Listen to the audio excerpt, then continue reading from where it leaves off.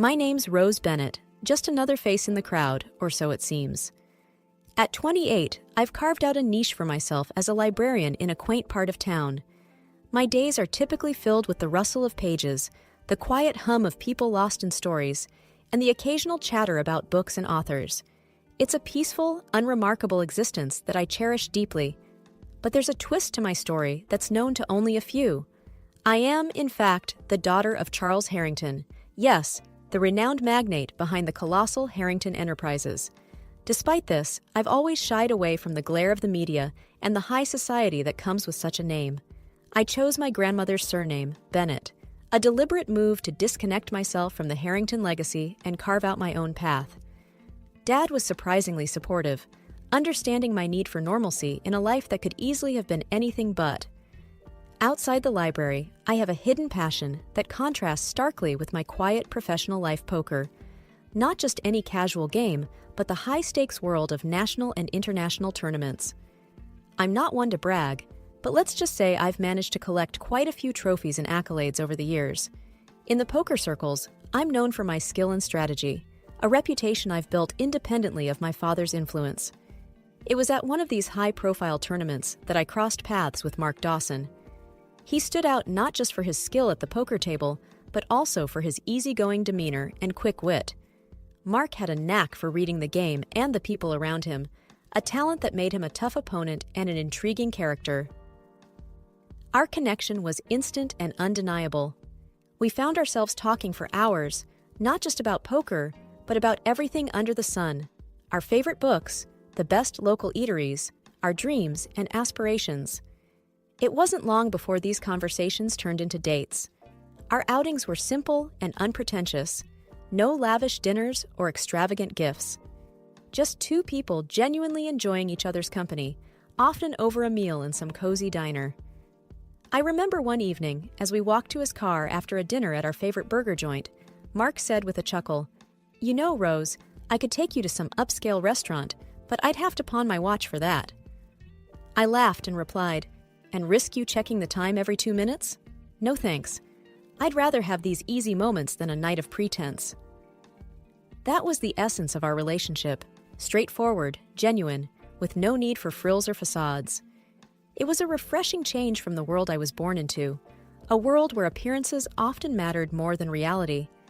Little did I know that our simple, happy bubble was about to face its first real test. However, in the back of my mind, there was always a niggling thought: how would our relationship evolve in the context of our true identities? As our relationship grew, so did our trust and comfort with each other. It was a typical evening. We were lounging on my small apartment's couch, enjoying a quiet night in. The TV was playing some old sitcom, but our attention was more on each other than on the screen. Mark turned to me suddenly, a serious look in his eyes. "Rose, there's something I've been meaning to tell you," he said, turning off the TV. I sat up, feeling a knot in my stomach. "What's up? You're looking all serious. Did I forget to pay my half of the pizza again?" He chuckled, but his expression quickly sobered. "No, it's not about the pizza. It's about me, about who I am." I leaned in, curious. "Okay, spill it. You're not a secret agent or something, are you?" "No, nothing like that," he replied, taking a deep breath. "I haven't been completely honest with you about my financial situation. I'm actually... well, I'm quite wealthy." I blinked, taken aback. "Wealthy? Like buying a yacht for fun wealthy?" "Not exactly, but I made a significant amount of money through some savvy tech investments. I didn't tell you because I wanted to be sure you liked me for me, not my bank account." I laughed, the tension easing. "Mark, I've been dating you for months, and the most extravagant thing we've done is order extra cheese on our pizza. I think you're safe." He smiled, relieved. "I guess you're right. It's just been bugging me, keeping this from you." I took his hand, smiling. "Your secret's safe with me, but since we're on the topic of secrets, I have one too." Mark raised an eyebrow, intrigued. "Oh? Do tell." I took a deep breath, mirroring his earlier seriousness. "I'm not just a librarian. I'm actually the daughter of Charles Harrington. Yes, that Harrington." Mark's eyes widened. "The billionaire businessman? That's your dad?" I nodded. Yep, but I've kept it under wraps. Took my grandma's surname and everything. I wanted a normal life, away from all that chaos. There was a moment of silence before Mark burst into laughter. So, we're both undercover millionaires pretending to live the simple life? I joined in the laughter, feeling a weight lift off my shoulders. Seems like it. We're quite the pair, aren't we? He grinned, pulling me into a hug. The best pair. I guess this means we can upgrade from extra cheese to gourmet toppings now. I playfully punched his arm. Don't push your luck. I might be a millionaire's daughter, but I still love my simple pleasures. After months of dating, the inevitable happened. Mark suggested I meet his parents. I wasn't particularly nervous at first. After all, I'd managed to handle my own family dramas pretty well. But then Mark dropped a bit of a bombshell. So, Rose, there's something you should know about my folks, he said one evening as we were planning our visit. I looked up from my phone, curious. Oh? What's up? Do they have a secret dungeon or something? Mark didn't smile at my joke. No, nothing like that. It's just, they're a bit old-fashioned. They have this thing against modern women who they think are just after money. I raised an eyebrow. And you think I'll come off as a gold digger? No, of course not. Mark rushed to clarify. It's just, they can be judgmental. I just want you to be prepared. I nodded, suddenly feeling a bit apprehensive. Well, that's going to be fun. Don't worry, I'll handle it. The day arrived, and we drove to his parents' house. It was a nice place, not too big, not too small. Mark had mentioned he bought it for them. They greeted us at the door, his mom, Linda, and his dad, George. The air was cordial, but there was a stiffness to it. Mom, Dad, this is Rose, Mark introduced me with a smile. Nice to meet you, I said, extending a hand. Linda gave me a once-over and shook my hand lightly. Welcome, Rose. Mark has told us a bit about you. Dinner was an experience. They served some exotic dishes I'd never seen before. Linda casually asked, Rose, do you know how to eat this? It's a bit complicated. I hesitated, feeling my cheeks warm. No, not really, but I'm always up for learning new things. Mark shot me a supportive glance, but said nothing. The conversation at the table was strained. George asked about my job, and I could see the disappointment in their eyes when I mentioned I was a librarian.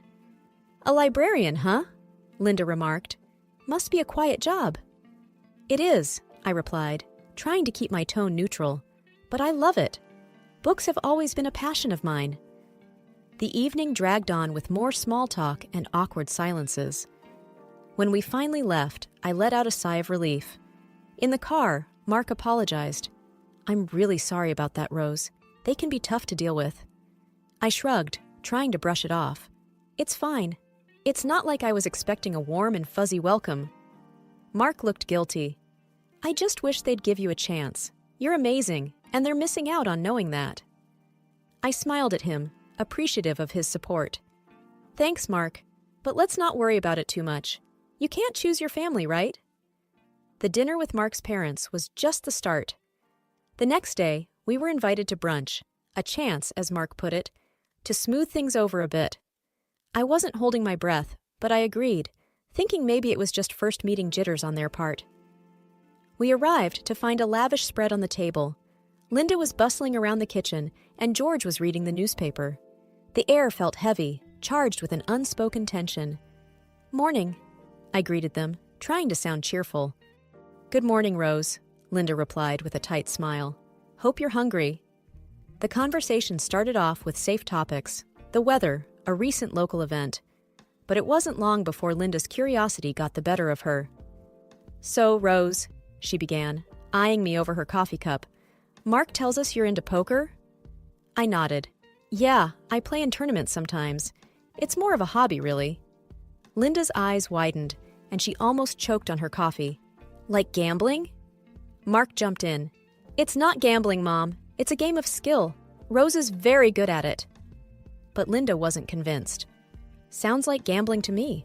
I hope you're not planning to squander Mark's earnings on your hobby. I felt my cheeks burn, but I kept my voice even. I play with my own money, Mrs. Dawson. I've never been one to rely on others financially. There was an awkward pause before George chimed in, trying to change the subject. But the damage was done. The rest of the meal passed in uneasy silence. Later, in the living room, I noticed Linda furtively moving some items around. Her jewelry, I realized. She was hiding them, casting furtive glances my way. I couldn't believe it. "Mark, can I talk to you for a second?" I asked, pulling him aside. "What's up?" he asked, looking concerned. "Your mom's hiding her jewelry," I said quietly. "She thinks I'm going to steal it or something." Mark's face fell. "Oh no, I'm so sorry, Rose. I can't believe she'd think that." I shrugged, feeling a mix of anger and sadness. "It's fine, I didn't expect this." The day ended with a heavy heart. On the drive back, Mark was apologetic. "I really thought they'd be more open-minded. I don't know what to say." "It's not your fault," I reassured him, though I couldn't help feeling hurt and judged. "Let's just give it some time. Maybe they'll come around." The tension between me and Mark's parents wasn't getting any better. After the jewelry hiding incident, I thought things couldn't get much worse. I was wrong. A few days later, we were back at his parents' place for a family barbecue. I was on edge, but Mark assured me it would be a casual, relaxed affair. "Just some burgers and beers," he had said. I should have known better. As soon as we arrived, Linda pulled Mark aside, leaving me standing awkwardly by the grill with George, who was more interested in his steaks than making conversation. I tried to break the ice. "Those look like they're going to be delicious, Mr. Dawson." He grunted. "Yep. Only way to do it. You cook much?" "Not as much as I'd like to. My job keeps me pretty busy." He nodded, clearly not interested in continuing the chat. I retreated to the patio, feeling out of place. That's when I overheard Linda's voice, tinged with urgency. She was talking to Mark, but her words carried across to me. "Can't be serious about this girl, Mark. She's not right for you. You need someone who can manage your lifestyle." Mark's response was firm. "Mom, I love Rose. She's smart, kind, and she's not after my money. Can't you just give her a chance?" Their conversation was cut short as other family members arrived, but the words stung. I tried to shake it off and be sociable, but the evening was a blur of strained smiles and polite, meaningless chatter. Later, as we were leaving, George pulled Mark aside, leaving me to say goodbye to Linda. She was polite but distant. "Thank you for coming, Rose. It was nice to have you." I forced a smile. "Thanks for having me, Mrs. Dawson. Have a good evening." In the car, Mark was quiet, his jaw set in frustration. I reached over, squeezing his hand. "Hey, it's okay. We knew it wasn't going to be easy." He sighed, glancing at me. "I just don't get it. They're not usually like this. It's like they've made up their mind about you without even trying to know you." I shrugged. "Some people have their ideas about how things should be. It's hard to change that." Mark looked determined. "Well, I'm not giving up. They'll have to accept you, Rose. You're the one I want to be with." His words were comforting, but a part of me wondered if we were fighting a losing battle. It felt like every attempt to bridge the gap with his parents only widened it further. As we drove home in silence, I couldn't help but feel a growing sense of unease about what lay ahead for us. Despite Mark's reassurances, I felt like an outsider, unwelcome and constantly judged. Things came to a head during a Sunday dinner at his parents' house, a dinner that would become the most heated yet. We were barely through the appetizer when Linda began her usual line of questioning. "So, Rose, Mark tells us you're still working at that library. Don't you aspire for something more substantial?" I clenched my fork, trying to keep my tone even. "I love my job, Mrs. Dawson. It's fulfilling, and I get to be surrounded by what I love. Books." "But surely you must think about the future," she pressed, "about being a suitable partner for Mark." Mark cut in, his voice firm. "Mom, Rose is more than suitable. She's her own person with her own passions. That's one of the reasons I love her." George, who'd been quietly observing until now, joined in. "Mark, we're just concerned. You come from a certain lifestyle, and well, Rose doesn't fit into that." I couldn't hold back any longer. "Mr. Dawson, with all due respect, I don't need to fit into anything. I'm not a puzzle piece, I'm a person." Mark looked at me, then at his parents. Exactly. Rose isn't here to play a role. She's here because I love her. Linda's face was a mix of shock and disapproval. Love is fine and dandy, but it doesn't pay the bills, Mark. It doesn't uphold a certain standard. Mark's tone was getting sharper. A standard that I never asked for. I've told you, I'm not interested in maintaining an image just for the sake of appearances. The conversation escalated, voices raised in frustration. I felt trapped, caught in a crossfire of expectations and prejudices. Finally, Mark stood up, his chair scraping loudly against the floor. Enough. I can't do this anymore. We're leaving. I followed him, my heart pounding, as he said goodbye to his visibly shaken parents. Outside, the air was cool, a stark contrast to the heated atmosphere we'd just left. Mark was silent as he drove, his hands gripping the steering wheel tightly. "Mark, I'm sorry," I said, my voice small. "I didn't mean to cause a scene." He glanced at me, his expression softening. "Rose, it's not your fault. I'm tired of trying to defend our relationship. It shouldn't be this hard." I nodded, feeling a mix of sadness and frustration. "I know, but maybe this is for the best. We can't keep trying to please everyone." Mark sighed, a sound filled with weariness. "You're right. I love you, Rose, and that's what matters, not their approval." Mark and I had decided to keep our distance from his parents for a while, but that plan was short-lived. A call from Linda, laden with urgency, brought us back to their doorstep. The air was thick with anticipation as we sat down in their living room, which felt unusually stiff. "Mark, Rose, we have something to say," Linda began, her voice unusually soft, almost rehearsed. "We've been thinking," George added, "and we realize we may have been a bit harsh towards Rose." I raised an eyebrow, skeptical. "Oh, what's brought on this change of heart?" It was Linda who answered, a hint of eagerness in her voice. "Well, we did a little digging, and we discovered Rose's background. Her father, Charles Harrington. What a revelation!"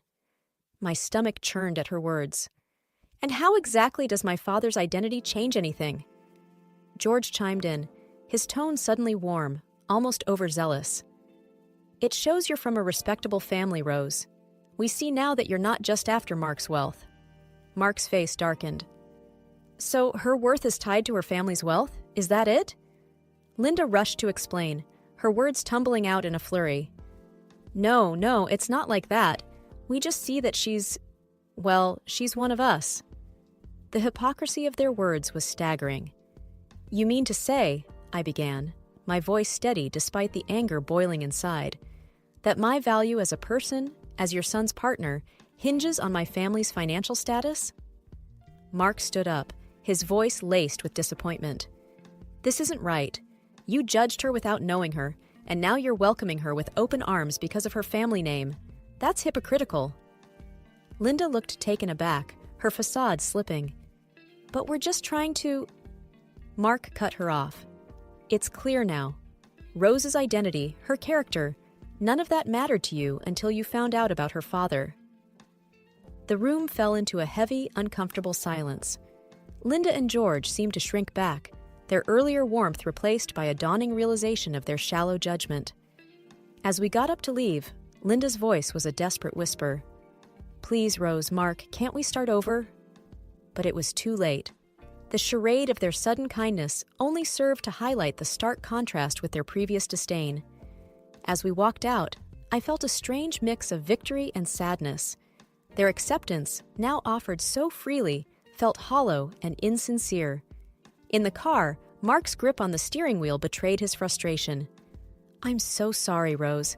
I never wanted you to go through this." I smiled weakly, looking out the window. "It's okay, Mark. It's not your fault. We saw their true colors, and that's enough for us to move forward, together." Driving away, the image of Linda and George's forced smiles and feigned warmth lingered in my mind. Their hypocrisy had drawn a clear line, one that Mark and I were unwilling to cross.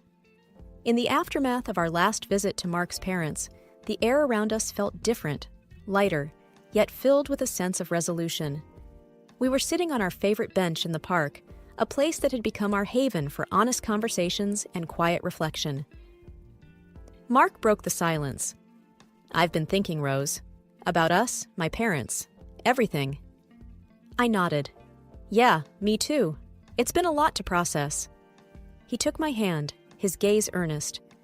"I know we can't change how they feel or what they think, but I don't want to lose what we have because of them." I squeezed his hand, feeling a surge of affection. "I don't want that either. We've got something special, Mark. Your parents' opinions don't define us." He smiled, that warm, comforting smile I had fallen in love with. "Exactly. So, I was thinking, why don't we start planning our future? Just the two of us, the way we want it." The idea brought a smile to my face. "I like that. No outside pressures, no trying to fit into anyone's mold, just us, making our own path." Mark's eyes lit up. "Exactly. We could travel, see the world, maybe even enter a few international poker tournaments together." I laughed, the sound echoing in the open space. "That sounds perfect. But let's not forget the simple things too. Burgers at our favorite joint, lazy Sundays on this very bench." He leaned in, kissing me gently. "Wouldn't have it any other way." As we sat there, making plans and dreaming of our future, I realized how far we'd come. We'd faced judgment, hypocrisy, and pressure, but we'd come out stronger for it. Our love wasn't just about the big, grand gestures. It was in the everyday moments, the small acts of understanding and acceptance. "I have to say, though," Mark said, a mischievous glint in his eye, "our wedding is going to be quite the event. How do you feel about a library-themed wedding?" I burst out laughing. "A wedding surrounded by books? You really do get me, Mark Dawson.